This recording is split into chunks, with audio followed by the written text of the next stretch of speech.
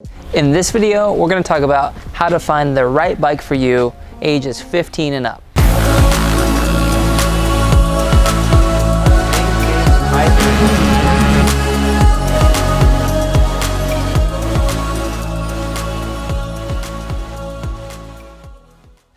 All right, here we are. One of the most common questions we get is, what is the right bike for me, right? Like, what bike do I need to go buy? I've been saving up, or I've got the money, I'm ready to pull the trigger, I want to ride a motorcycle. Which one do I get?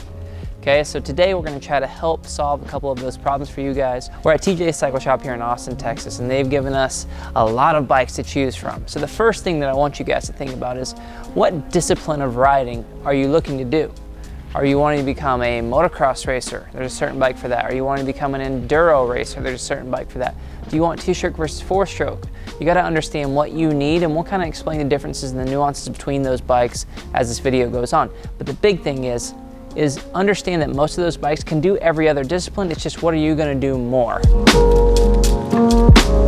So we're going to just get right into explaining the different disciplines so you can kind of help determine which way you're going to go. First off, you've got my love, which is motocross. Motocross is going to be jumps, bumps, ruts, turns on a wide track. It's going to be more of an organized thing in a smaller area, i.e. like 50 to 100 acres typically is what your public motocross track size is. You go out there, you ride 10, 15 laps, you come in, you take a break. Okay, there's going to be one bike for that. If you're going to race motocross, you need to buy a race motocross bike. You need to work up to getting there, right? You move on to the next thing, which is going to be enduro, right? So an enduro is going to be something that you do for a 40-mile range or a 20-mile range, where you're going to ride from point to point or an out and back. It's usually in trail environments, rocky, rough, single track kind of an environment.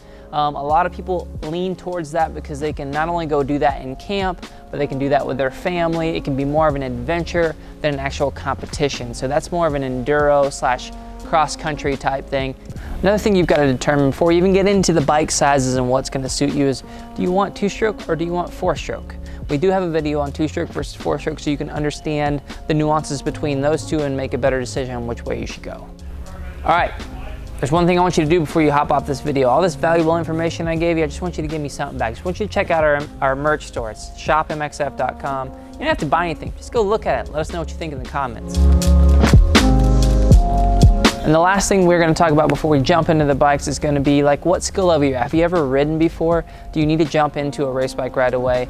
There is an air-cooled version of the bikes we don't actually have here, but we'll definitely lay over a couple photos so you can do some research on your own of what those bikes are. They're less power, a little less suspension. They're just less to manage, right? So it's a really good bike, and we do a lot of this at the MX Factory where we teach people on these bikes, and they have a really good time transitioning to the race bikes that are faster because they have great technique before they get there.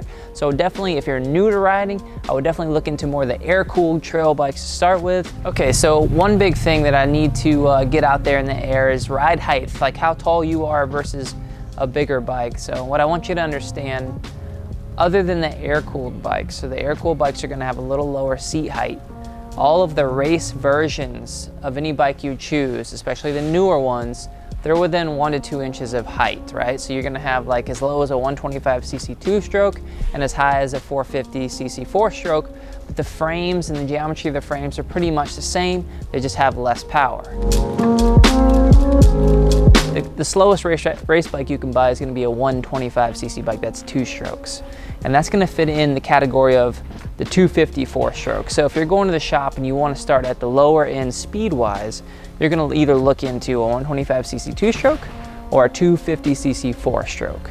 That's gonna be your slower, more tamed beasts, right? And then KTM and Husqvarna have a unique 350cc four-stroke that kind of falls in between, but then you move up into 250cc two-strokes and 450cc four-strokes. Okay, there's enduro versions, there's race versions, and they're pretty much the same as far as the power goes. So make sure you understand what you're getting into before you go to the shop.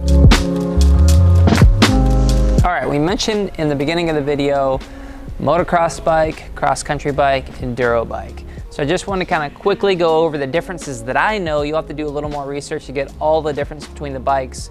But the difference that I know is that you have a much lighter, faster version of a bike when you go to the motocross bike, right? They don't have as big of a tank as what you'll see on these two bikes. The reason for that is these bikes are typically ridden longer. Motocross bikes like a 20 to 30 minute maximum kind of situation. You're going back and taking a break.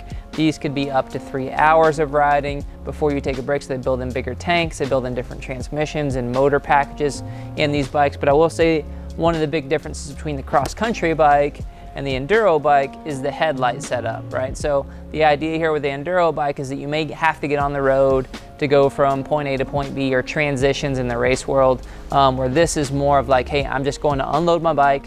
I know where the trails are. I'm gonna ride the trails. I'm gonna ride a big loop. And then if I'm racing a big loop that's usually a couple hours. And that's kind of how these bikes work. So you got motocross, light and fast. You've got cross country, made for the trails, made for the woods, but not necessarily made to go on the road. Then you've got enduro, it's made for the trails, made for the woods, but can go on the road to get you to the next part of the trails and or get you back to town. All right guys, hope you enjoyed the video. We've got plenty more videos over here, and if you have a youngster that are getting to bikes, you can find this similar video for the young kids to make sure they got the right bike coming to them. If you don't mind taking a quick moment to check out our Instagram at the MX Factory, like, subscribe to this channel, and we have a Patreon account that you can visit to make small monthly donations to help keep this channel alive. That'd be awesome. We'll see you next time.